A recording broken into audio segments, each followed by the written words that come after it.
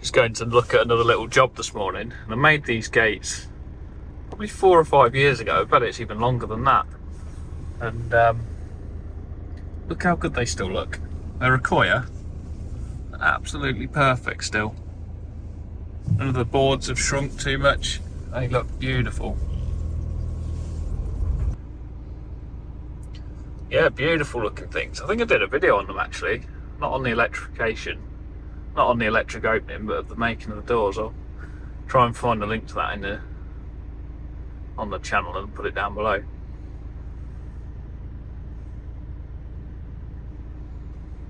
Had to make them lift up. It's a real steep slope here, and they actually lift up as they open. That was a little bit of a challenge.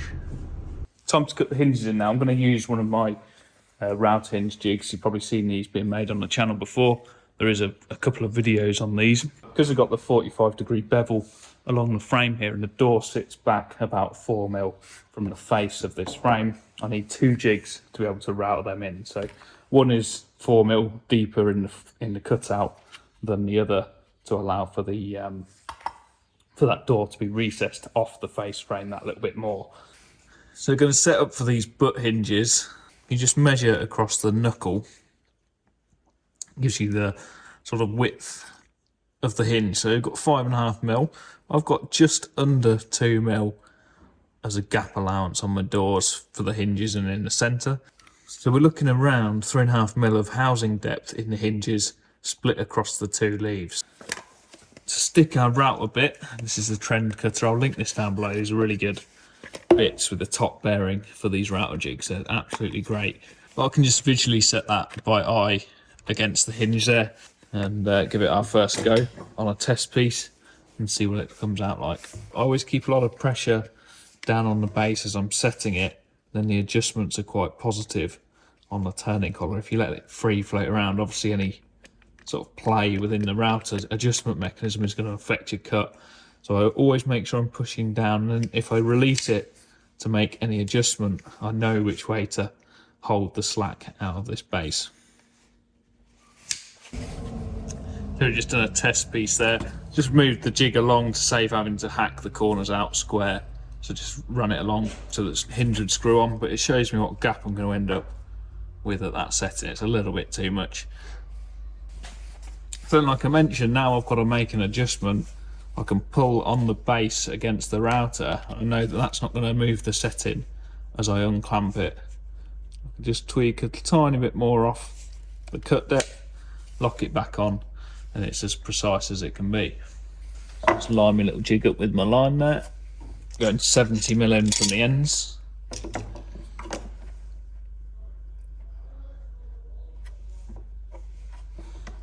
Clamp.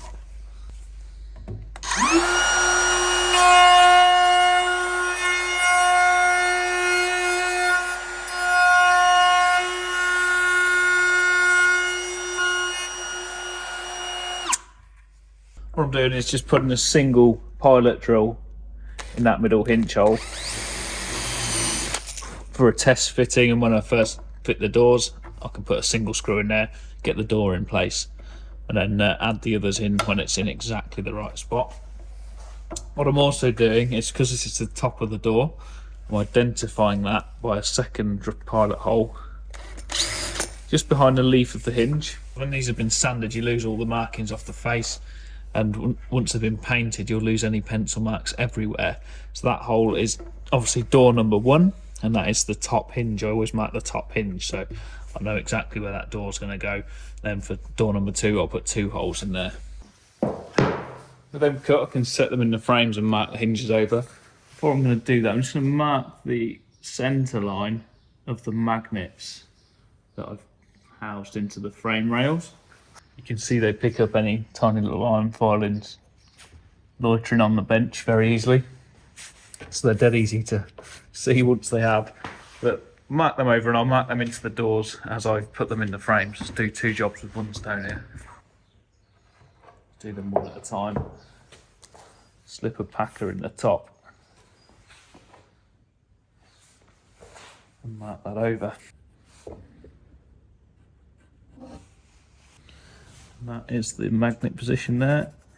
Just going to write M on that.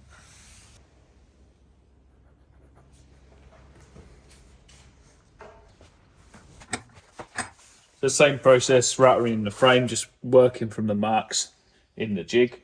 But you can see now why I don't sand the frames until I've done all these operations, because you're clamping on the faces and moving them about a lot. So there's a lot less risk of damaging the finished item if you don't sand it until the very last minute.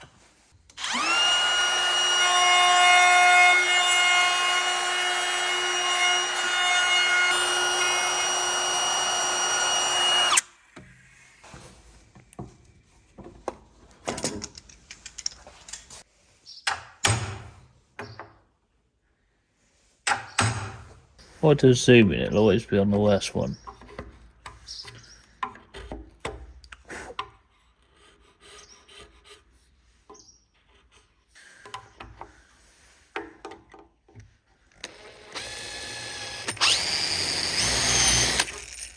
I always check the first door, because if you've routed all of one side, so all the doors to a single setting, so if you need to make an adjustment to the router, it's a good time to do it.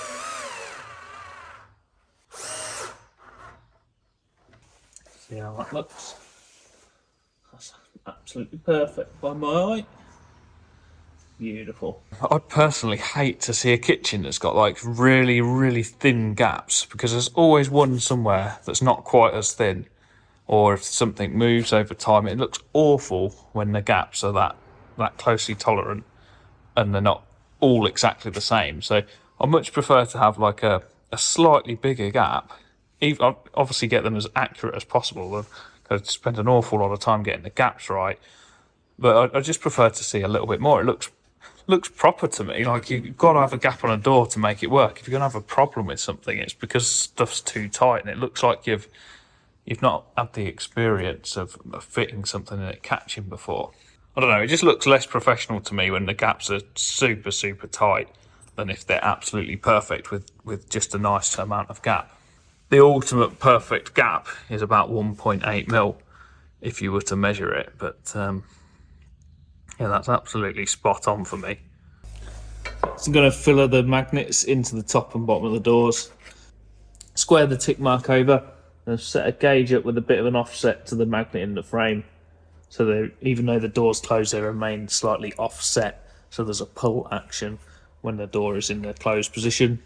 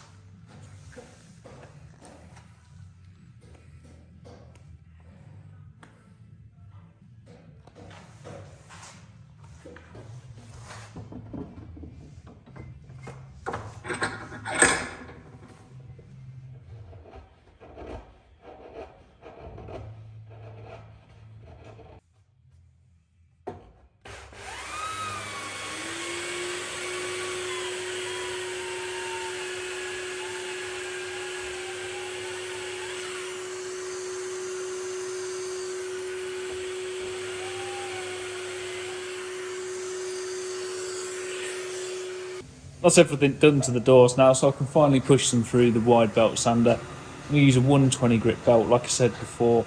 That's going to get the surfaces flat, remove all the paint off the surface, and I'll move on to a 240 grit belt, and that'll be the finishing pass. I'll give them a light orbital sanding just to take any of the sanding lines from the wide belt, because it can leave a few very minor lines in the surface, and then they're ready for paint.